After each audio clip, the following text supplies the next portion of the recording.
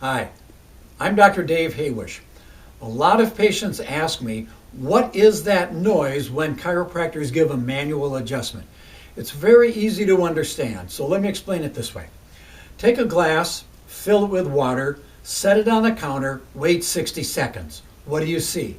Inside the glass, there's all these bubbles. Where'd they come from? Those bubbles came from gases that are dissolved in the water. Just like you would mix dirt in water, you'd get a muddy solution. Okay? Well, let's go to the joint now. Keep that in mind.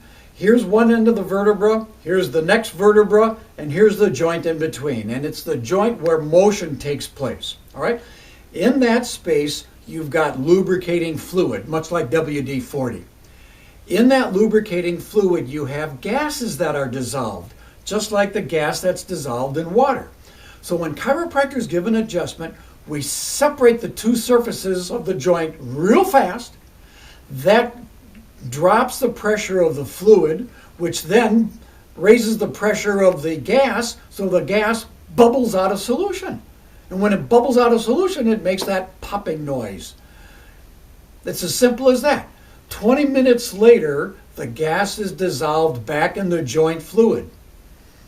That's what causes the noise. It's very safe, very effective when we give adjustments, because then we get pressure off the nerves so that the brain can communicate with the body and get you healthier.